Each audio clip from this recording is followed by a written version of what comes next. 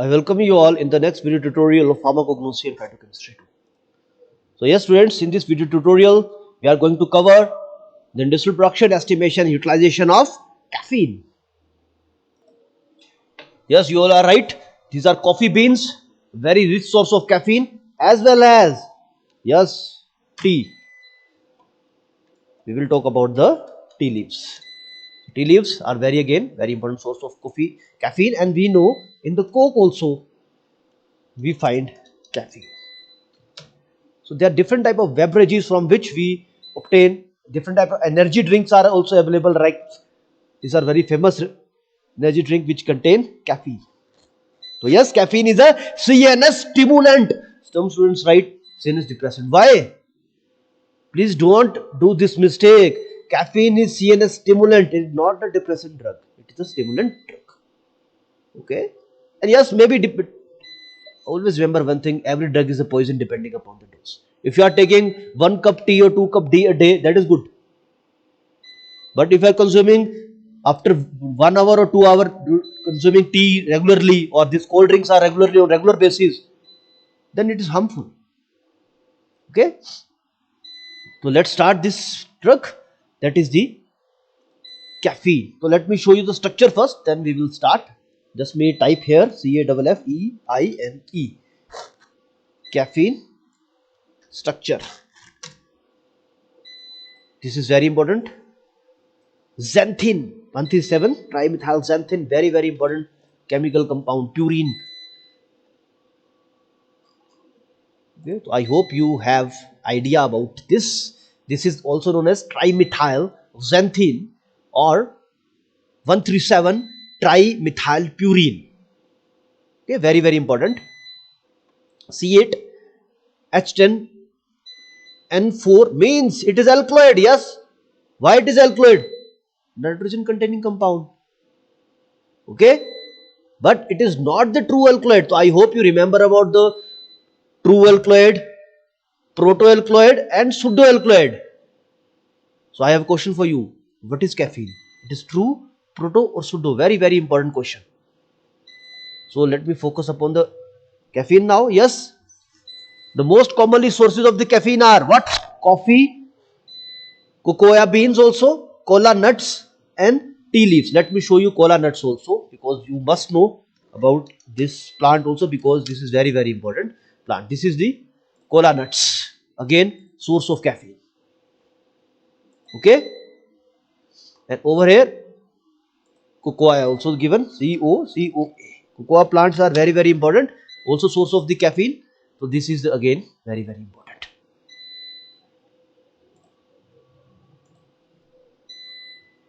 Yes, we know it is cultivated in India, Sri Lanka, China, Japan, everywhere tea is consumed. So this is in our syllabus. So you have to remember this one, 137 trimethylxanthin, very simple. 137 trimethylxanthin. Yes, it is molecular mass 194.19. You don't have to remember this, just remember the solubility.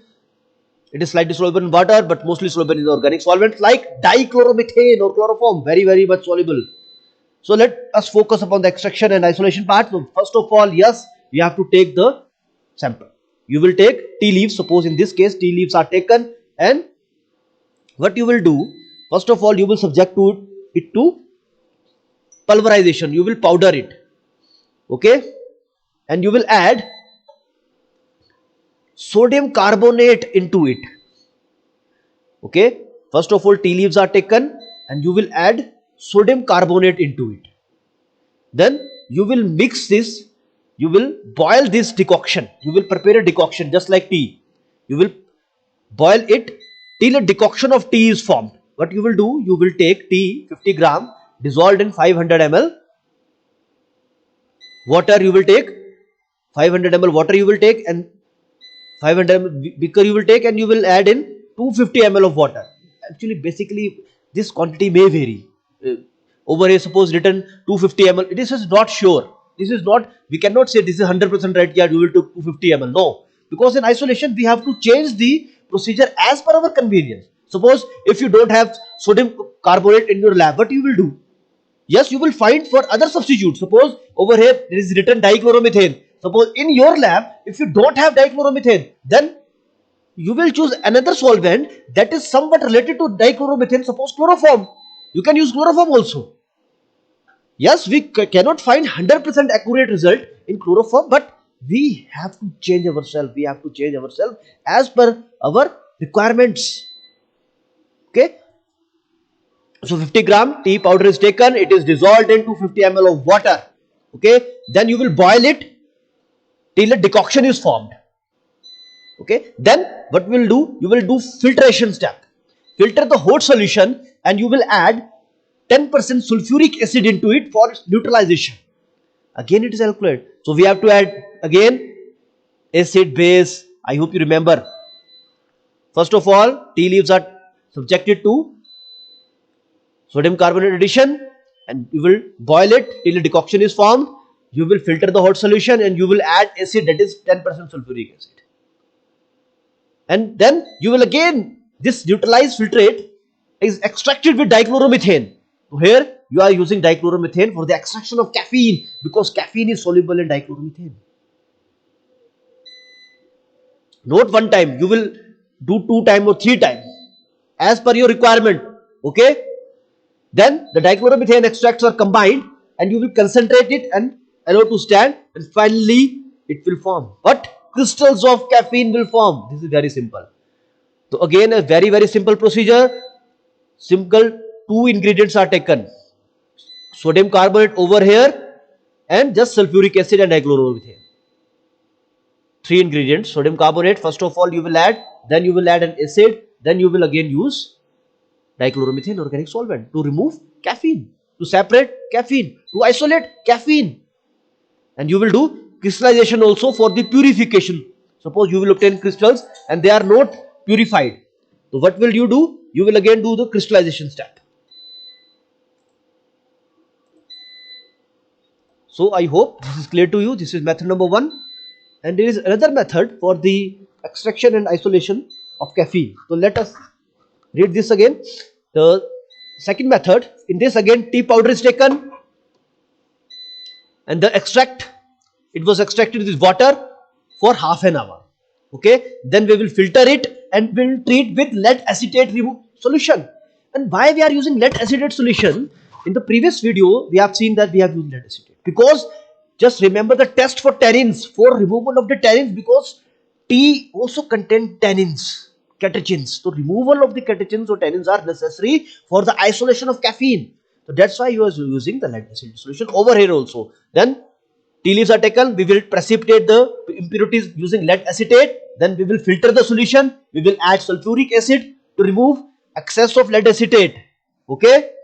Then we will filter it and add charcoal to remove the coloring matter, because in tea there are different type of chlorophyll pigments are also present. Then we will again filter it and we will separate it into separating funnel and using chloroform. And we know chloroform is used for extraction of caffeine, because caffeine has high solubility in dichloromethane and chloroform. Then we will mix all the fractions of the chloroform and we will recrystallize it to obtain the pure caffeine. Again, just recall, first of all tea leaves are taken, boil in water, you will use lead acetate solution to remove the tannins. Then you will add sulfuric acid solution to remove the excess of lead acetate. Okay. Then you will filter it, add charcoal to remove coloring matter. Then you will again filter it and finally you will extract your solution with chloroform using a separating funnel at least 3 to 4 times. Then you will combine all the chloroform layers and you will evaporate it to obtain the crystals of the caffeine, and you will go for the recrystallization for its purification. This is very simple. Okay. So I hope you clear all your doubts. So we have very less time, so see you in the next lecture. Lastly, I acknowledge all the sources that I have used to prepare this video. So see you in the part 2 video of caffeine.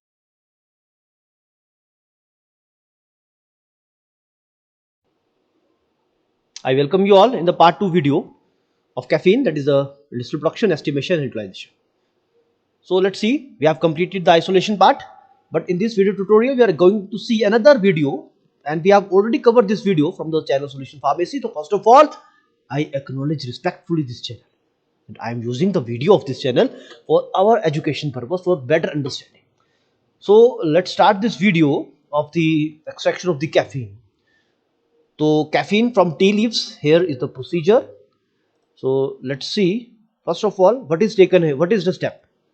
So tell me, we have already covered, these are the tea leaves are taken, and what you will add in it? Yes, sodium carbonate is added. In the next step, what is added? Distilled water. Then we will mix it, uniform mixing with the help of glass rod. Yes, the heating, with the help of heating mantle, the beaker is put on the heating mantle for particular mixing or uniform extraction procedure is going on over here. So what was happening here? The sodium carbonate, which is mixed in the tea leaves, but it will react with the tannins or the other impurities present in the tea and form the salt. Okay, and I hope you remember about the method 2. In the method number 2, we will add lead acetate. And what is the function of lead acetate in addition of tea, sample of the tea leaves?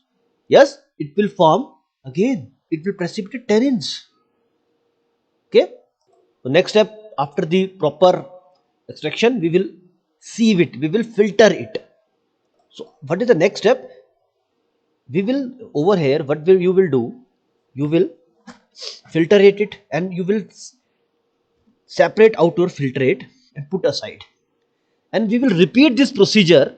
What we will do, we will add distilled water into this mark over here, look at this, and we will add again distilled water, and we will again repeat the procedure of this extraction, and we will again filter it, and we will collect, in this way we will collect at least 2 or 3 filtrates, and finally we will mix it. Okay, why we are doing this? Because caffeine is present in very minute amount, so we have to take the large amount of sample. Only then we will obtain appreciable amount of caffeine. Otherwise, you will obtain 0.1 milligram. How will you identify it? Impossible. So at least you will obtain 50 milligram or 1 gram of caffeine also. How it is possible? When you will take more amount of sample. So that's why we are doing this procedure. Okay. Then again, it will subject it to the filtration. Over here, you can go for the vacuum filtration also. It is not necessary that you will always use a simple filter or ordinary filter or Wattman filter. You can change the step according to your convenience. So what is the next step? You will take a separating funnel, and above the separating funnel you will add either chloroform if you have in the laboratory, or dichloromethane, and you will prefer dichloromethane if you have, because in dichloromethane caffeine is more soluble. So you will add dichloromethane over here. So what will happen? As we know, chloroform is heavier, it is more denser than water. So which layer is of chloroform layer or dichloromethane layer? This is over here. It will settle down. Okay, suppose if you add benzene in this mixture, in this water or tannin mixture, what will happen? The benzene layer will float at the top, whereas the chloroform or dichloromethane layer will settle at the bottom, because it has more denser than water. So what will happen in this procedure? The caffeine which is present in this mixture now, it will get dissolved in this layer, that is a dichloromethane or chloroform layer or the organic layer, and we will easily separate it out. So this is the procedure. Basically, you have to do mixing in this way. Let me again show you. In this way, you will do the mixing, so as the caffeine which is present in this aqueous layer get uniformly dissolved in your dichloromethane layer. Okay, you will just release your air. You will release your air and do this type of agitation. Okay, and you will basically put aside for at least 10 to 12 minutes for your proper separation, and then you will collect your this organic layer or dichloromethane layer. Now in this layer you have caffeine, you have dissolved caffeine that is extracted out or isolated from this particular mixture. And what you will do next step, you go for the crystallization or recrystallization for the further purification step.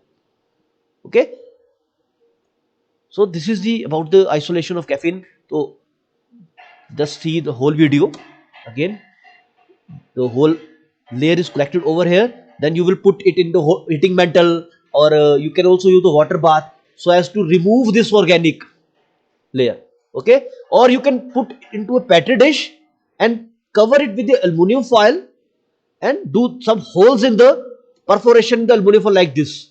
And next day when you will come into your lab, or after 3 to 4 hours, you will see the chloroform or the dichloromethane will get evaporated, and what you will see? Yes, you will see the crystals, needle shaped crystal of caffeine. So in this way you can go for the isolation or the industrial production of the caffeine. You can also purify it using crystallization or recrystallization step. So I respectfully acknowledge first of all this channel, because I have used the resources to prepare the video.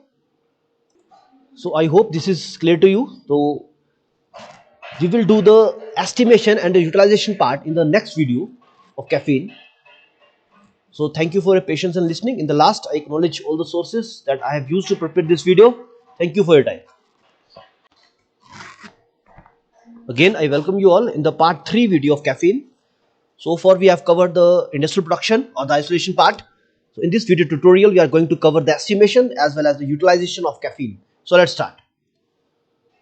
So this is a source that I have used because I found this very useful, and very simple explanation is given. So we have completed the method 1. So yes, identification test. There is a very common test that is used for the identification, that is Muir-Oxide test. So I hope you remember about this test because we have completed it, I think, in the previous videos. So first of all, this is the test for identification of the caffeine. So in this, few milligrams of the caffeine is taken and you will add 3 to 4 drops of nitric acid into it. And you will put it into you will do this practical in the small porcelain dish, and you will subject it to dryness. You will evaporate it basically. And after the evaporation, what you will do, you will add few drops of ammonium hydroxide solution, which will impart purple color. Remember this thing, purple color, which will indicate the presence of caffeine in a particular sample. So you have to remember this Muir-Oxide reaction. This is also very important, as well as for the GPAT examination point of view. So yes, there is another method of determination like UV spectra. There is the lambda max of the caffeine is 278 for normal purine absorption at 260 nanometer. So don't worry, you have to remember this only this step, and this is very important. This is the TLC method for identification of caffeine, and we know in TLC what you will use: stationary phase. So what is the stationary phase over here? Adsorbent or pre-coated silica gel layer. And what is the mobile phase? In case of detection of or identification of caffeine, ethyl acetate, methanol and water in the ratio 100, 13.5 is to 10. So you have to remember this composition of mobile phase in case of caffeine. What is the sample use? Yes, you are using the leaf extract and RF value 0.45. You will observe your purple spot and you will do identification using iodine or HCl. Okay, so this is very simple. You don't have to do this method number 2 for caffeine. Yes, there is a non-aqueous titration method also, because caffeine can be assayed by this non-aqueous titration method. And there is an assay also using perchloric acid you will do. So we will focus only upon this Muir-Oxide reaction, Muir-Oxide test and the TLC method. Okay, and you can also write a bit about this non-aqueous titration method in which perchloric acid, or you can also add the assay in which we use perchloric acid. So let's read this assay also. So first of all, you will weigh accurately a particular amount, that is 0.4 grams, suppose in this case, of caffeine, and you will dissolve the sample in 40 ml of acetic anhydride solution. Okay, then you will cool and add 80 ml of benzene and you will titrate it. Basically, this is a titration method using 0.1 normal perchloric acid. Okay, and you will determine the endpoint by potentiometry by performing a blank titration and make the necessary correction.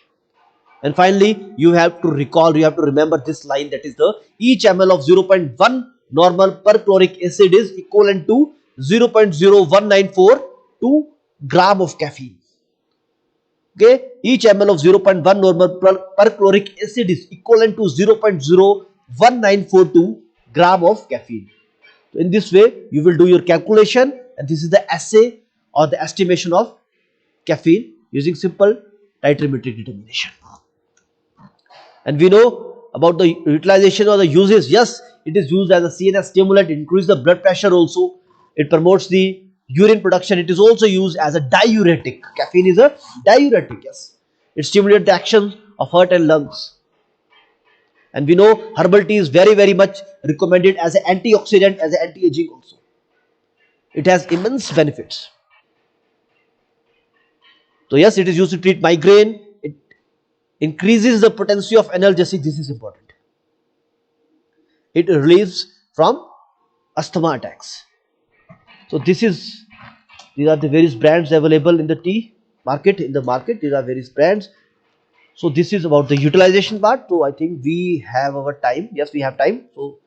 So there are different type of claims that are basically, I'm saying the word claim because there are different type of also the claims. There are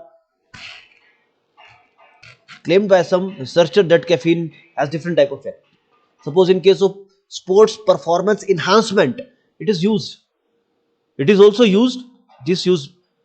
Look at this. Caffeine relieves post-workout muscle pain by up to 48%, and it is also clinically proved. So the work on the caffeine is still going on. Okay. So suppose this is in Japan. In Japan, researchers have shown that caffeine increases memory, but this is still under the clinical trial. Okay, that's why I'm using the word. Some scientists have claimed that. Okay, so, but this is already done. Yes, it can use to ease the depression. It is used to decrease the depression. It increases energy, relieves some constipation. It stimulates, aids in digestion or stimulates digestion also. There is very famous market preparation of headache, Ceridone. Why I am showing this Ceridone? Because Ceridone also contain, yes, caffeine. And what is written over here in the label? Ceridone includes caffeine and which improve the effects of other two ingredients. So yes, that is why we have studied that it is used for other analgesic and it will provide a synergistic effect also to some extent. Okay. So this is the Ceridone label. It contains acetaminophen or caffeine anhydrous and it is used to relieve headaches, aches, pain and fever. So I think this is more than sufficient to you. In the last, I acknowledge all the sources that I have used to prepare this video. So do not share this video in any platform. Thank you for your valuable time.